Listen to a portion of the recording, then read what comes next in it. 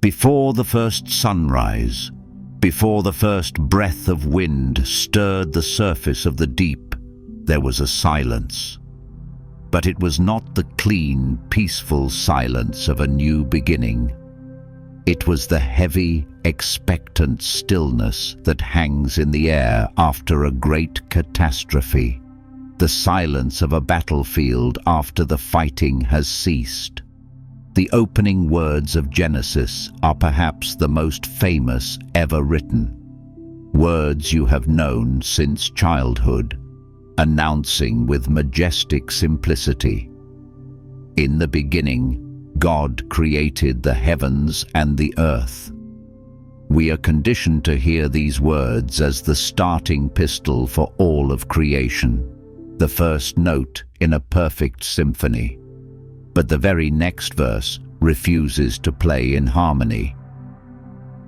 It strikes a dissonant, jarring chord that most of us have been taught to ignore. "And the earth was without form and void, and darkness was upon the face of the deep." Stop. Read that again. This is not a description of a world in the pristine, beautiful act of being born. This is the description of a world already wounded, already broken, already shrouded in a darkness that feels ancient and unnatural. It's as if you've opened a book to what you believe is the first page, only to find that the page is charred, burned at the edges, the ghost of a previous, more violent story still clinging to it like the scent of smoke. This is not the blank canvas of a new creation. This is the wreckage. This is the scar at the very dawn of time, a deep and ancient wound on the face of our origin story.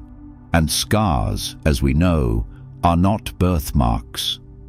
They are the evidence of a trauma, a sign that something violent and terrible has happened. The question that rises from this darkness, uninvited but unshakable, is not, what will God create next? The real question is, what was destroyed to leave a ruin like this? The story of Genesis, it seems, does not begin with a creation. It begins with a crime scene. That phrase, "without form and void," drifts past the modern English reader like a piece of soft, poetic imagery. It sounds harmless, almost peaceful, like a description of unshaped clay on a potter's wheel. But in the ancient Hebrew tongue of Moses, these words were not soft. They were a verdict. They were the linguistic equivalent of a skull and crossbones, a signpost marking a place of divine judgment and desolation. The phrase is Tohu, Va-Bohu, and to understand its true, terrifying weight, we must become forensic linguists, tracing its fingerprints through the rest of the sacred text. This combination of words is extraordinarily rare in the Bible. It does not appear when describing raw materials or unfinished projects. It appears only in scenes of cataclysmic, divine wrath. Let us call the first witness the prophet Isaiah. In chapter 34, describing the day of the Lord's vengeance upon the nations, he says, God will stretch out over Edom the measuring line of Tohu and the plumb line of Bohu. He is not describing a construction site. He is describing a deconstruction site, a land being returned to a state of primordial chaos as an act of judgment. Let us call the second witness the prophet Jeremiah. In chapter 4, Jeremiah is given a terrifying vision of God's coming judgment. He looks upon the earth, and the words he uses to describe the scene should send a chill down your spine. I looked on the earth, and behold, it was Tohu Va-Bohu, and to the heavens, and they had no light. Jeremiah is not seeing the world before creation. He is seeing the world uncreated, its lights extinguished, its structures dissolved by the fury of a holy God. This is the crucial evidence. In every other instance, Tohu Va-Bohu is the language of ruin. It is the technical term for a land that has been judged, sentenced, and laid waste. So when Moses, guided by the Holy Spirit, chose these exact words to describe the state of the earth in Genesis 1:2, he was not being poetic. He was being precise. He was making a profound theological statement. The earth, at the moment just before the Spirit of God began to move, was not a neutral, empty space. It was a ruin. It was the aftermath of a judgment. It was a once finished structure that had been gutted by a cosmic fire, leaving only a flooded, darkened, and chaotic shell. The story of our world does not begin with a blueprint. It begins with an insurance claim. Once we recognize Tohu Va-Bohu as the language of ruin, the narrative of Genesis 1 is turned on its head. The text is no longer a simple story of creation from nothing. It is a story of recreation from a pre-existing wreckage. And this immediately gives rise to a series of forbidden questions. If the earth was a ruin, what did it look like before it was ruined? Who or what inhabited it? And most importantly, what was the crime that provoked a judgment so absolute that it required the entire world to be unmade and remade on these questions? The canonical book of Genesis is utterly, deafeningly silent. It is a silence so profound and so deliberate that it functions as a confession. The narrative moves with breathtaking speed from the wreckage of verse 2 to the restorative command of verse 3, "Let there be light," without ever pausing to explain the darkness. It's like a historical record of a great war that meticulously documents the rebuilding of a city, but has the entire chapter detailing the battle that destroyed it carefully torn out. This is not a minor omission. It is the single greatest act of censorship in the entire biblical record. A story, an age, perhaps an entire cosmic drama has been redacted from the beginning of our own story. The gatekeepers who compiled our Bible did not just give us a summary, they gave us Act 2 of the play and told us it was the beginning. Why? Why would they hide the first act? Why begin the story of God's relationship with humanity with an unexplained, prehistoric cataclysm? The very existence of this silence is proof of a conspiracy, not necessarily of malice, but of fear. A fear that the full story of what came before Adam was too complex, too terrifying, and too disruptive to the simpler human-centric narrative they wanted to tell. They left the evidence of the crime, the Tohu Va-Bohu, in plain sight, perhaps because they could not remove it without violating the sacred text. But they erased the motive, the culprits, and the victims from the official report. The silence of Genesis is not the silence of a mystery we are meant to ponder. It is the silence of a cover-up. And like all cover-ups, it leaves a trail that leads us out of the familiar pages of the canon and into the exiled texts that remember the story that was forgotten. To read the chapter that was torn from the beginning of Genesis, we must turn to the witnesses that the gatekeepers themselves exiled. We must open the scrolls that were deemed too dangerous, too explicit, too revealing for the final, sanctioned version of the story. We must listen to the voices of the Book of Enoch and the Book of Jubilees. These are not obscure, later inventions. As the Dead Sea Scrolls have proven, these were ancient, authoritative texts, revered and studied by devout Jewish communities in the very time of Jesus. And when we open these books, we discover that their story does not begin where Genesis begins. They do not start with a dark, watery chaos. They start earlier. They start with a description of a universe that is already ancient, already ordered, and already populated with powerful celestial beings. They begin in Act 1, the Book of Jubilees, the little Genesis that claims to be a direct angelic dictation to Moses, speaks of a creation that was ordered from the beginning into divine cycles of time. It describes the heavens as being populated with different orders of angels, each given a specific task. It testifies to a world that was, from its inception, a place of perfect, harmonious order, governed by divine law and administered by appointed celestial guardians.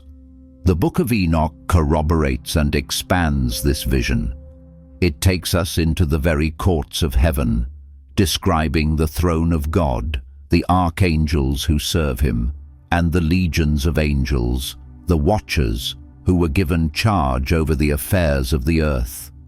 In the worldview of these ancient texts, the universe was not an empty stage waiting for the human drama to begin. It was already a thriving, complex, and hierarchical cosmic kingdom.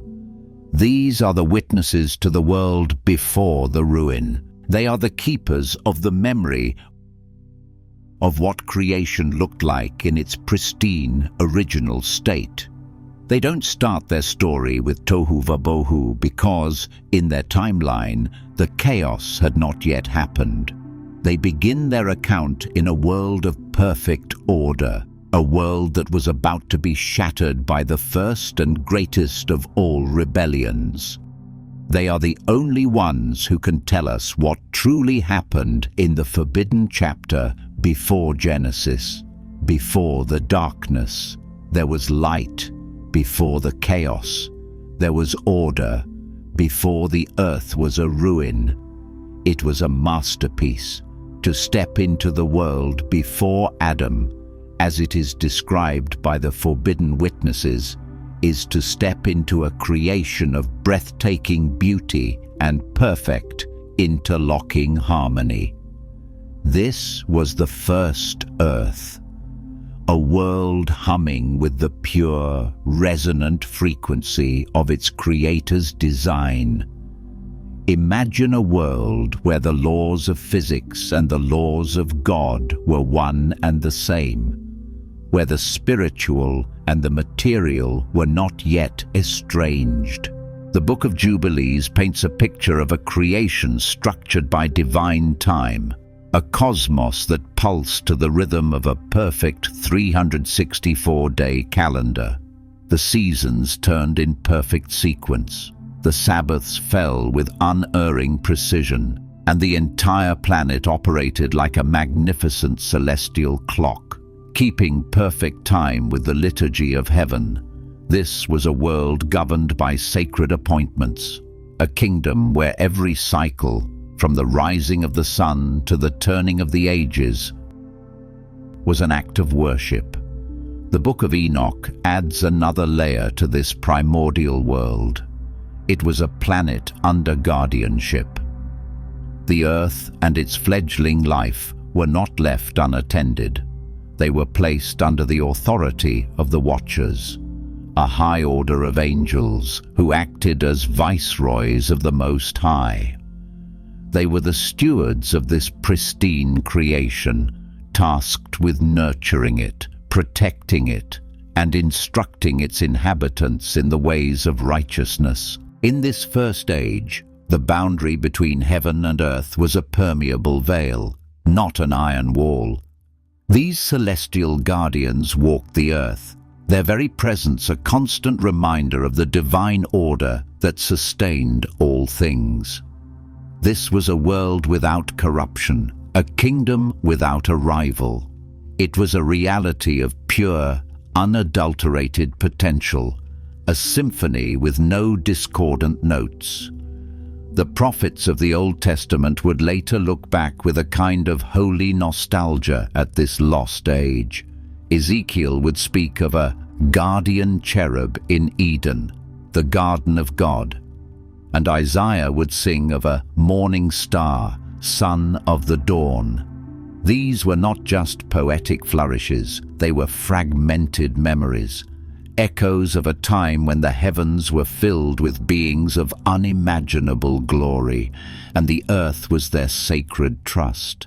This was the world before the war, a world of perfect order, about to be shattered by a single, prideful choice. Into this world of perfect, harmonious order, a single, discordant thought was born, a thought of such profound arrogance that it would crack the very foundations of reality.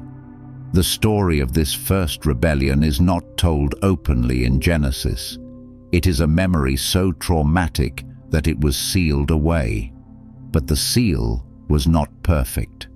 A fragment of that memory, a single, brilliant flash of the original crime, bled through into the pages of the prophet Isaiah. It is here, in the 14th chapter of his book, that we are given the first and most terrifying portrait of the original rebel. Isaiah is delivering a lament for a fallen king, but as we've seen, the language he uses transcends any earthly monarch. He is channeling a memory of an older, grander fall. He gives the rebel a name, or rather a title, Hillel ben Shahar, morning star, son of the dawn. This was not just any angel. This was a being of the highest order, a creature of breathtaking light and beauty. Ezekiel's parallel account describes him as the signet of perfection, full of wisdom and perfect in beauty, a guardian cherub who walked on the holy mount of God. This was a being who stood in the very inner circle of the divine court, and it was in his heart that the poison of pride first took root. Isaiah records his 5 boastful I wills, the manifesto of his treason. I will ascend to the heavens. I will raise my throne above the stars of God. I will sit enthroned on the mount of assembly. I will ascend above the tops of the clouds. I will make myself like the Most High. This is the original sin, the primordial crime from which all other sins are merely a pale reflection. It is the creature's desire to usurp the place of the Creator. It is not a simple act of disobedience. It is a declaration of cosmic civil war. He does not want to be a servant. He wants to be the sovereign. He does not want to reflect God's glory. He wants to possess it for himself. This was not a temptation from some external source. It was born within him, a spontaneous generation of evil in a perfect creation. The gatekeepers of history hid the full story of this rebellion, but they could not erase this single, terrifying portrait. Isaiah's vision stands as the canonical, eyewitness testimony to the moment when a being of pure light chose to become the architect of all darkness. Isaiah's vision gives us the chilling psychological profile of the rebel leader, the morning star. But the Book of Enoch provides the military intelligence, revealing that this was not the act of a lone, delusional individual. It was a full-scale, organized mutiny, a mass defection that drew a significant portion of the heavenly host into its treasonous orbit.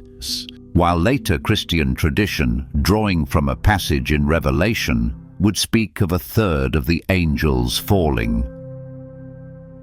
The Book of Enoch gives us a more specific and grounded account of the first wave of this rebellion, the one that directly impacted the earth. He testifies that the morning star, the being he identifies as a leader among the angelic watchers, did not act alone. He successfully recruited a vast number of his subordinates into his conspiracy. Enoch's account is that of a military historian, detailing the scale and structure of the rebel army. This transforms our understanding of the First War. This was not a simple top-down fall. It was a cascading rebellion.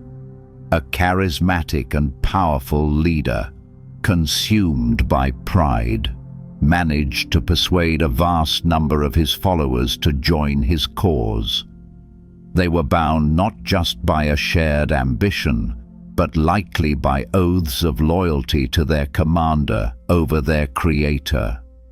Heaven, in that moment, was fractured. The perfect unity of the divine government was broken by a declaration of civil war. This is a truth of immense and terrifying significance. It means that the force of evil we contend with is not a singular entity, but a kingdom, a hierarchy, an organized military structure with a clear chain of command. The New Testament writers understood this. Paul speaks not of a single devil, but of principalities, powers, rulers of the darkness of this age, and spiritual hosts of wickedness in the heavenly places. Jesus himself speaks of Satan's kingdom. These are not metaphors. They are descriptions of the enduring military structure of the fallen host. And this is precisely why the gatekeepers were so terrified of Enoch's testimony. It provided too much detail. It gave the enemy a face, a structure, and a history. A story about a singular, prideful devil can be managed and turned into a simple moral allegory. But a story about a full-scale heavenly mutiny, a cosmic civil war with legions of trained, intelligent, and powerful angelic beings choosing to wage eternal war against their creator, is a reality of a different order. It is a truth that demands not just moral living, but spiritual warfare. And that was a truth the later, more philosophical church was not prepared to confront. The declaration of war was met with a swift and decisive response.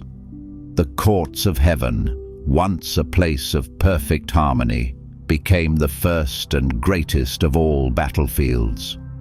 While the details of this primordial conflict are veiled in the deepest layers of sacred mystery, the canonical Bible gives us one brilliant and violent snapshot of its climax. In the 12th chapter of the Book of Revelation, the Apostle John is shown a vision of this ancient war. "And there was war in heaven," he writes. "Michael and his angels fought against the dragon, and the dragon and his angels fought back." This is not a theological debate. This is a military engagement. On one side stood Michael, the great archangel, the commander of the loyalist heavenly host. On the other stood the great dragon, the ancient serpent, whom John explicitly identifies as the devil and Satan, the very same morning star of Isaiah's vision. And with him fought his angels, the legions who had been swayed by his prideful rebellion. The outcome was never in doubt. John reports with stark finality. But he was not strong enough, and they lost their place in heaven. The great dragon was hurled down. He was hurled to the earth, and his angels with him. This is the first great judgment, the first and most profound act of divine justice. The rebellion was crushed. The rebel leader and his entire army were defeated, stripped of their heavenly authority, and violently expelled from the celestial realm. Isaiah's prophecy was fulfilled. How you have fallen from heaven, O morning star! This was a cataclysm of unimaginable scale. A significant portion of the created celestial beings, beings of light and immense power, were now a defeated, exiled, and hostile army. Their new domain not the courts of heaven, but the lower atmosphere and the very earth that had, until that moment, known only peace. The war in heaven had ended, but in its place, the war for the earth was about to begin. The fall was not an annihilation. It was a redeployment. The enemy had not been destroyed. He had simply been relocated to a new theater of operations. And that new theater was the pristine, primordial world. A world that was about to become the collateral damage in a war that was far older than itself. The fall of the rebel host was not a clean, sterile event. It was a violent expulsion, a cosmic cataclysm that would have sent shockwaves through the entire fabric of creation.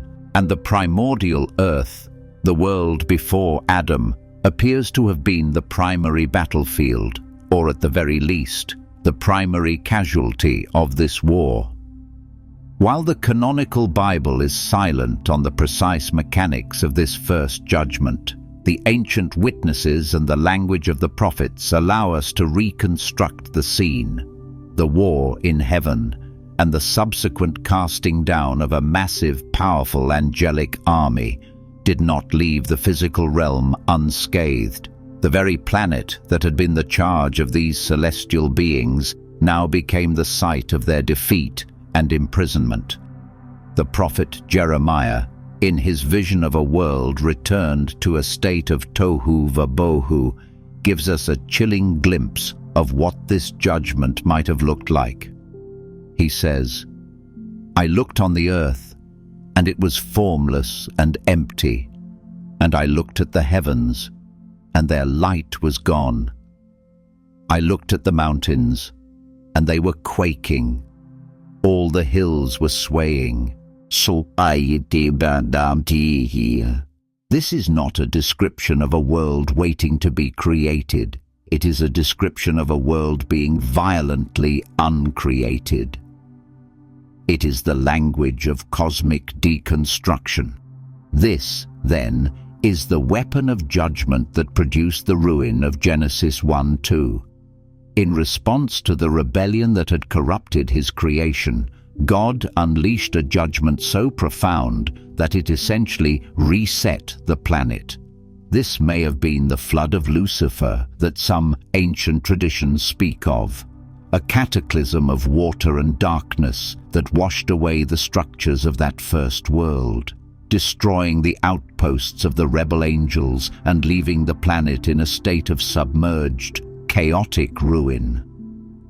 The divine act that produced Tohu Va-Bohu was not an act of creation, but of righteous demolition. God had to tear down the house that had been seized and corrupted by rebels before he could begin the work of rebuilding it. The darkness on the face of the deep was not a primordial emptiness. It was the shadow of a divine judgment that had just passed. The formless, watery chaos was not the raw material of a new world, but the flooded, debris-strewn battlefield of an old one. The first and greatest war had a casualty, and its name was the first earth. And so, the forbidden first chapter of history comes to its dark and desolate conclusion. The pieces, once scattered across censored texts and cryptic prophecies, now lock into place to form a single, coherent, and terrifying narrative. The story before Adam was the story of a war. It began in the heart of the most beautiful and powerful of all created beings, the morning star, whose pride ignited a cosmic civil war. It escalated into a full-scale mutiny, drawing a vast legion of the heavenly host into its treasonous cause. The war raged in the celestial realm, a battle of unimaginable power between the loyalist armies of Michael and the rebel forces of the great dragon. The rebellion was crushed. The dragon and his angels lost their place in heaven and were hurled down, not into an empty void, but onto the pristine, primordial earth that had been their sacred trust. Their fall and the subsequent divine judgment required to cleanse the creation they had corrupted was a cataclysm of such magnitude that it shattered the very foundations of that first world. The mountains quaked, the heavens went dark, and the waters of the great deep were unleashed in a cleansing, uncreating flood. And the result of that war, that fall, and that judgment is precisely what we find on the first readable page of our Bible. The result is Genesis chapter 2. The result is Tohu Va-Bohu, the earth, without form and void, is the direct aftermath of this cosmic conflict. It is the flooded, ruined, and darkened battlefield. The story of our world does not begin in a peaceful, empty nursery. It begins in the smoking ruins of a war zone. This is the ultimate revelation of the forbidden chapter. The 6 days of creation are not the story of a first creation, but of a recreation. The divine command, "Let there be light," is not a call into a primordial void, but a triumphant declaration of new hope over the wreckage of a fallen world. The gatekeepers of history erased this chapter, hoping to give us a simpler, cleaner beginning. But in doing so, they hid from us the most fundamental truth of our existence, that we were born into a world that had already been fought for, a kingdom that had already been contested, and a story that had already been stained by a rebellion far older than our own.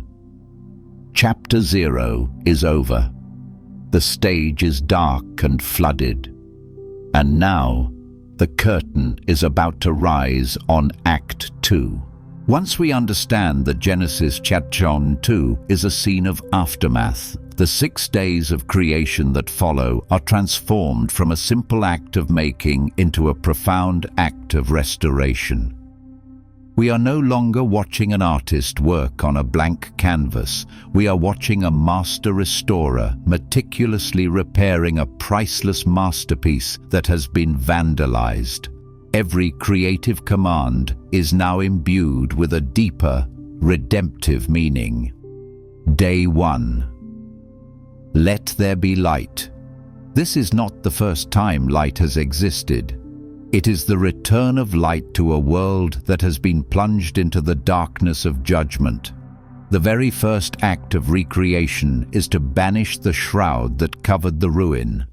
It is a declaration that the period of judgment is over, and the work of rebuilding has begun. This is the first echo of the gospel.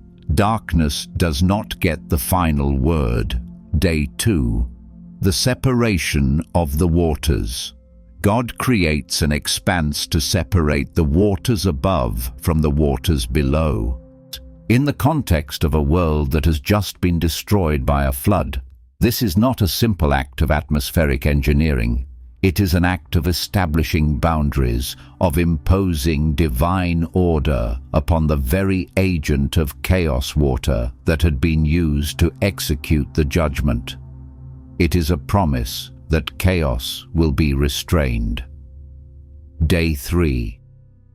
the gathering of the waters and the appearance of dry land. This is the moment of resurrection for the planet itself. The land, which had been buried beneath the waters of judgment, is now called forth to live again.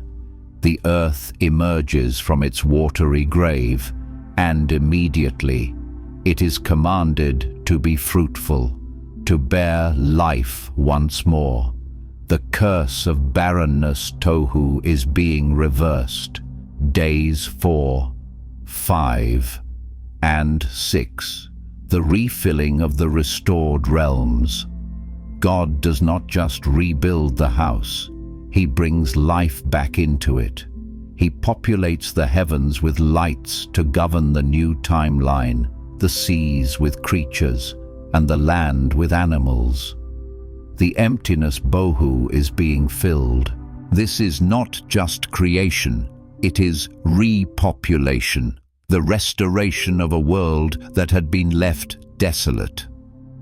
When we read the creation story through this lens, it ceases to be a mere scientific or historical account. It becomes a prophetic template, a pattern for all of God's future redemptive work. Just as He brought light out of darkness, order out of chaos, and life out of a watery grave in the beginning, so too will He do in the life of Israel, in the resurrection of Christ, and in the final recreation of the new heavens and the new earth.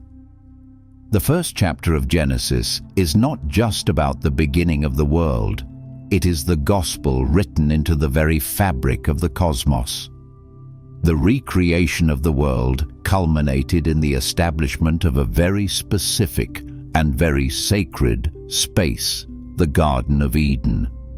In the traditional Act 1 reading of Genesis, the garden is simply the perfect, pristine home for a newly created humanity. But in the Act 2 reading, where the world is a restored battlefield, the garden takes on a far more profound and strategic significance. It is not the whole world. It is an outpost, a beachhead, a divine embassy established in a world that is still, in many ways, occupied territory. Think of it this in military terms. After a great war, a victorious king may reclaim a vast territory that had been seized by rebels. But the land, though reconquered, may still be hostile. Pockets of resistance may remain. The enemy's influence may still linger. The king's first act is not to populate the entire territory at once, but to establish a fortified headquarters, a capital city from which his authority will flow and from which the work of full restoration will be conducted. The Garden of Eden is that divine headquarters.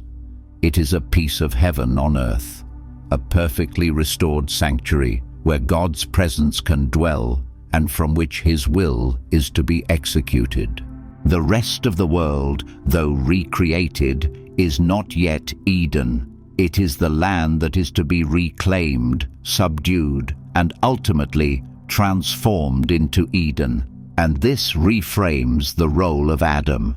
He is not just a gardener, he is a viceroy, a priest-king, the first soldier in a new campaign. His commission in Genesis 1:28 to be fruitful and multiply, fill the earth and subdue it, is not a gentle suggestion for procreation. It is a military command. He is being ordered to expand the borders of the divine outpost, to push back the lingering darkness, and to extend the reality of Eden across the face of the entire planet. Adam was not placed in a neutral world. He was placed on the front lines of a reclaimed but still contested planet. His calling was not to a life of passive ease, but to an active partnership with God in the great project of cosmic restoration. The enemy had been defeated in the First Great War, but his influence had not been eradicated. The serpent, as we will see, was already lurking just outside the garden walls, waiting for an opportunity to infiltrate the headquarters and sabotage the new campaign before it could even begin. Adam's role was not just to tend the garden, but to guard it. And in that commission, we see the tragic foreshadowing of his failure. In the simplified Act 1 version of Genesis, the serpent is the story's greatest enigma. He appears in a perfect garden with no introduction, no backstory, and a fully formed agenda of rebellion against God. Where did he come from? Why is he so full of malice? The text is silent, leaving this central antagonist as a mysterious, almost random agent of chaos. But when we restore the forbidden first chapter, when we understand that Eden is an outpost in a world recovering from a cosmic war, the serpent is no longer an enigma. He is a survivor. He is the defeated general of the first great war, the morning star, the great dragon, now stripped of his celestial glory and operating as a guerrilla insurgent on a planet he once sought to rule. His presence in the garden is not a random intrusion. It is a calculated act of counterinsurgency. He knows he cannot win a direct, conventional war against the Most High. He has already tried that and failed spectacularly. So he changes his strategy. He will not attack the throne of God directly. He will attack God's newly appointed viceroys, the very beings entrusted with the mission of restoring the planet. His goal is to sabotage the restoration project from within, to turn God's own chosen representatives into unwitting agents of his own continuing rebellion. The serpent's temptation is not just about a piece of fruit. It is a brilliant piece of psychological warfare, a reenactment of his own original sin. He whispers the same lie into Eve's ear that he first whispered into his own heart. You will be like God. It is the promise of autonomy, of knowledge apart from submission, of power without covenant. It is the very same prideful ambition that caused him to be cast out of heaven. By recruiting Adam and Eve into his own failed rebellion, he achieves a strategic masterpiece. He not only corrupts humanity, but he also seizes a form of legal authority over the planet. As the Apostle Paul would later write, humanity, by obeying the serpent, became slaves to sin and, by extension, slaves to the one who tempted them. The fallen prince, having lost the war, had just won a decisive battle. He could not be the king of heaven, but through this act of deception, he had just become, as Jesus would later call him, the prince of this world. The serpent in the garden is not the beginning of evil. He is the terrifying proof that the war that destroyed the first world was not yet over. With the full, terrifying scope of the story now in view, a primordial world, a celestial war, a cataclysmic judgment, and a divine restoration, we must finally confront the central question of the conspiracy. Who were the gatekeepers who made the decision to tear out this forbidden first chapter? Who were the editors who chose to begin our story in the middle, presenting Act 2 as if it were the beginning? The culprits, as we have seen in our other investigations, were not malicious agents of darkness. They were, in a tragic irony, the very men who saw themselves as the most faithful guardians of the sacred story, the scribes and sages of post-exilic Israel. They were the history writers, the men who compiled the ancient traditions and edited them into the form of the Old Testament that we have inherited. Their motive was not to deceive, but to simplify. They were tasked with creating a national and theological identity for a people who had just returned from exile, a people who needed a clear, focused, and coherent story of their origins and their unique covenant with God. And the full, unabridged story of the cosmic war was anything but simple. Consider their predicament. To include the full account of the pre-Adamic world and the celestial rebellion would be to begin Israel's story as a mere footnote to a much larger and much older angelic drama. It would de-center humanity from the narrative. They wanted to write a history of God's relationship with man, not a history of God's problems with his angels. Furthermore, the story of a pre-existing world that was destroyed by judgment was theologically complex. It raised difficult questions about the nature of God's creation and justice. It was far simpler, far cleaner, to present Genesis 1 as a story of creation ex nihilo from nothing. This created a cleaner starting point, a more absolute beginning that placed the focus squarely on God's relationship with Adam and his descendants. And so, they made a profound editorial choice. They did not invent a new story. They simply changed the starting point. They took the vast, sprawling epic of cosmic history and started their account on page 100. They tore out the prologue, the story of the war before our war. They were not acting as liars, but as editors with a very specific agenda to create a human-centric narrative that would serve as the foundation for a national identity. In their desire to tell our story, they hid from us the full story of the universe. The decision to sever the cosmic prologue from the beginning of Genesis was not a minor edit. It was a foundational act of censorship that has had a profound and distorting effect on how we read and understand the entire biblical narrative. By removing the context of the First Great War, the history writers left us with a story that is filled with unexplained mysteries, unmotivated characters, and a strategically incomplete picture of the conflict we are in. The most immediate legacy of this severed prologue is a loss of context for the entire book of Genesis. Without the story of the celestial rebellion, the serpent becomes an inexplicable anomaly. The fall of man becomes a tragic but seemingly isolated event.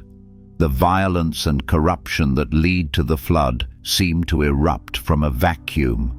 The entire book of Genesis is transformed from a chronicle of one phase in a larger cosmic war into a strange and often confusing history of a single, dysfunctional family.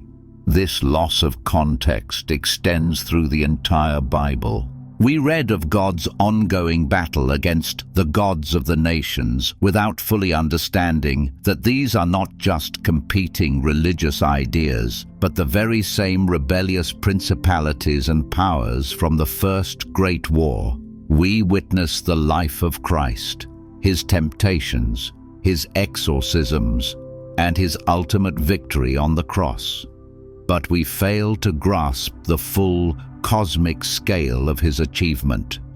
He was not just saving humanity from its own sin, he was winning the decisive battle in a war that had been raging since before the foundation of the world.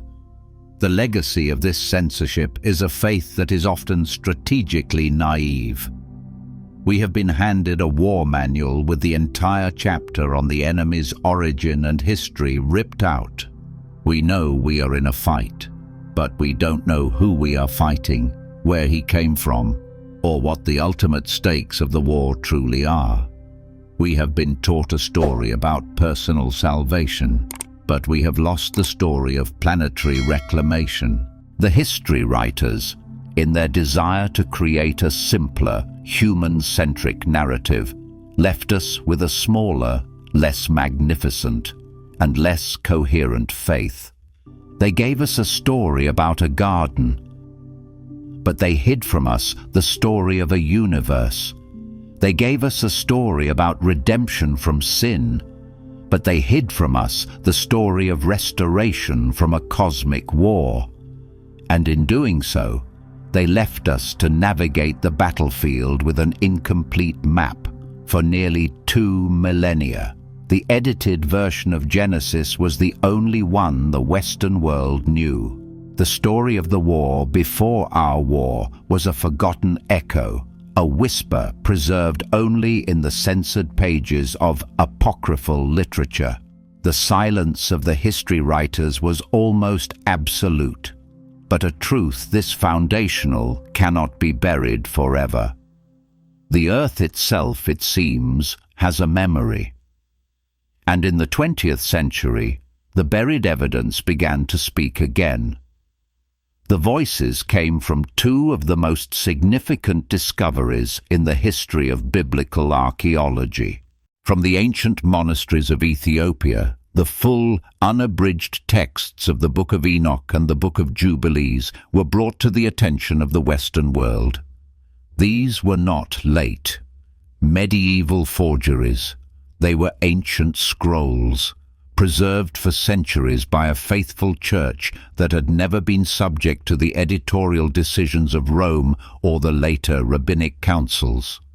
They were the surviving, intact copies of the forbidden witnesses. Then, as if to provide an undeniable seal of authenticity, the desert caves of Qumran gave up their dead. Among the hundreds of Dead Sea Scrolls, archaeologists found multiple ancient Aramaic and Hebrew fragments of both Enoch and Jubilees. The carbon dating was conclusive. These were the very texts that were being read and revered by devout Jewish communities in the time of Jesus and the apostles. These discoveries are not just footnotes for scholars. They are a revolution in our understanding. They are the physical, tangible proof that the stories of a primordial cosmic order, a celestial rebellion, and a world judged before Adam were not the fanciful inventions of later mystics. They were a core, foundational part of the ancient Hebrew worldview. They are the recovered pages of the chapter that was torn out. The case can now be reopened. The testimony of the witnesses that the history writers tried to silence can now be heard.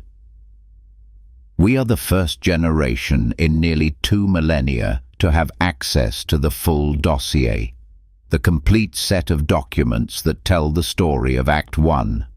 We are no longer bound by the editorial choices of a handful of men who lived long ago. The buried evidence has returned, and it demands that we reread the beginning of our own story. And so we arrive at the great threshold of understanding. The evidence is now before you. We have the scarred and edited text of Genesis, with its cryptic opening and its unexplained mysteries. And we have the restored, unabridged testimony of the ancient witnesses, Enoch and Jubilees, who provide the full, terrifying context of the war that came before. The choice is no longer in the hands of the ancient history writers who curated a simpler story for us.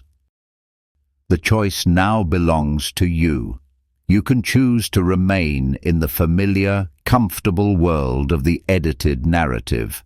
You can continue to read Genesis to 1 as a beautiful, simple fairy tale of a pristine beginning. A story of God creating a perfect world from a neutral, empty void. It is a powerful story, and it has nourished faith for centuries. There is no shame in preferring the simple beauty of the story as it has been told, or You can choose to accept the converging testimony of the ancient texts and see the beginning for what it truly was, a war chronicle. You can choose to read Genesis 1 not as a story of creation, but of recreation, a story of a divine rescuer rebuilding a world from the wreckage of a cosmic war. This is a choice to embrace a more complex, more dangerous, but ultimately a more coherent and magnificent vision of God's work. This is not a choice between believing the Bible or not believing it. It is a choice about which Bible you will believe, the shortened, simplified, and censored version that has been handed down, or the fuller, more complex, and more terrifyingly beautiful version that the ancient witnesses have preserved. The gatekeepers chose a story that began with a peaceful garden, but the evidence suggests that the real story begins in the aftermath of a battlefield. They gave you Act 2 and told you it was the beginning. Now, you have the choice to go back and read the forbidden first act. The question is no longer what happened before Adam.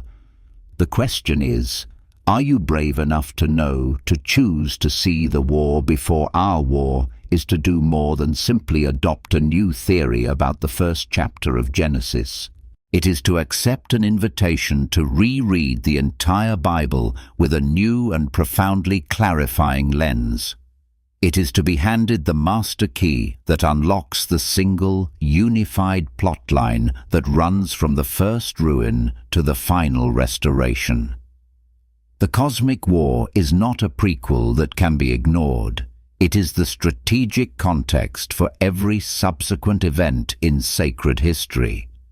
This is the invitation to become a detective of the divine narrative, to go back to the most familiar stories and begin to see them not as isolated moral fables, but as strategic campaigns in a single, ongoing war. Reread the story of the serpent in the garden. He is no longer a random animal, but the defeated general of a lost war, a saboteur infiltrating the new creation to corrupt its appointed leaders. Reread the story of the flood. It is no longer just a judgment on human wickedness. It is a necessary military action to wipe out a supernatural, demonic infestation that was the direct result of the Watcher's continuing rebellion. Reread the story of the Tower of Babel.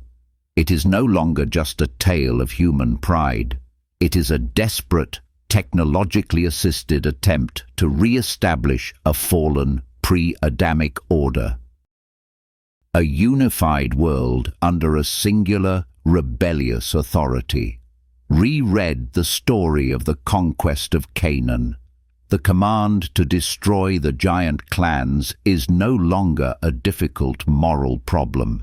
It is a clear strategic objective to eliminate the lingering genetic and spiritual outposts of the enemy from the promised land. Reread the story of Christ. His life, death, and resurrection are no longer just a plan for personal salvation. They are the decisive D-Day invasion, the turning point in the war to reclaim a world that has been occupied territory since before Adam. When you see the war, you see the story behind the stories. You begin to understand that the entire Bible is a single, coherent, and magnificent war chronicle. It is the record of God's long, patient, and ultimately triumphant campaign to restore a creation that was scarred by a rebellion before our own story even began. The story of the world before Adam is not a sealed and finished chapter. The war that resulted in Tohu Va-Bohu was not the final war. The patterns of that primordial conflict, the echoes of that first rebellion, are not just relics of ancient history. They are the very forces that are shaping the chaos. the division, and the spiritual confusion of our modern world. Look around. The rebellion of the morning star was born of a desire to be like the Most High, to define good and evil for oneself. Is that not the defining philosophy of our age, the relentless pursuit of human autonomy, the rejection of all transcendent authority, the belief that we are the masters of our own destiny and the captains of our own souls? This is not a new idea. It is the oldest lie. The same prideful ambition that fractured the first creation, now repackaged in the language of modern individualism. Consider the strategy of the serpent in the garden. He did not use force, he used deception. He twisted the words of God, questioned his goodness, and offered a counterfeit knowledge. Is this not the primary battlefield of our time? A war of information, of narratives, of your truth versus my truth, where the very concept of objective, divine truth is dismissed as an ancient superstition. Think of the sin of the Watchers. They violated the sacred boundaries between the heavenly and the earthly. They mixed the holy with the profane. They offered humanity forbidden technologies without the wisdom to wield them. Is this not the story of our technological age, an era of genetic manipulation, artificial intelligence, and a relentless drive to transcend our natural limits, all without a corresponding growth in moral and spiritual maturity? The patterns are unmistakable. The chaos we see in our world, the political strife, the cultural wars, the spiritual emptiness is not a new phenomenon. It is the long, dark echo of that forbidden first chapter. We are living in the same conflict, fighting against the same ancient adversary, who is still employing the same timeless strategies. The war before Adam is still the war of today. The only difference is that now the battlefield is not a primordial, angelic realm. The battlefield is the human heart. The story of our world, as it turns out, did not begin with a peaceful garden. It began in the smoking ruins of a celestial war. The first page of Genesis is not a prologue, it is a battlefield report. The earth, formless and void, was not a blank canvas. It was the casualty of a conflict that shook the foundations of heaven itself. Our story, the story of humanity, is not Act 1, it is Act 2. This is the forbidden truth that the gatekeepers of history sought to hide in their desire for a simpler, cleaner, human-centric narrative. They tore out the magnificent and terrifying first chapter. They hid from us the story of the morning star's rebellion, the cataclysmic judgment that unmade a world, and the true cosmic stakes of the drama we were born into. But the exiled witnesses have returned, the unedited scrolls have been read, and the full story can now be told. To understand this is to change everything. We are not the first actors on this stage. We are the inheritors of a conflict that began before our time. The serpent in the garden was not a new villain. He was a defeated general from the first great war. The fall of Adam was not the first sin. It was the moment the ancient war expanded to a new front. This knowledge does not diminish our role, it magnifies it. We are not just characters in a simple morality play. We are soldiers, born onto the front lines of a reclaimed but still contested world, called to be agents of a divine restoration that is cosmic in scope. The story of the Bible is not just about our personal salvation, it is the chronicle of our King's long and patient campaign to win back a universe. The war that began before Adam continues in our hearts, our homes, and our headlines. But we do not fight without hope. For the same God who said, "Let there be light," over the ruins of the first world, is the same God who, through the resurrection of his Son, has declared a new creation over the ruins of our fallen one. The first act ended in ruin. The second act ends in redemption. Welcome to the war. Welcome to Act 2.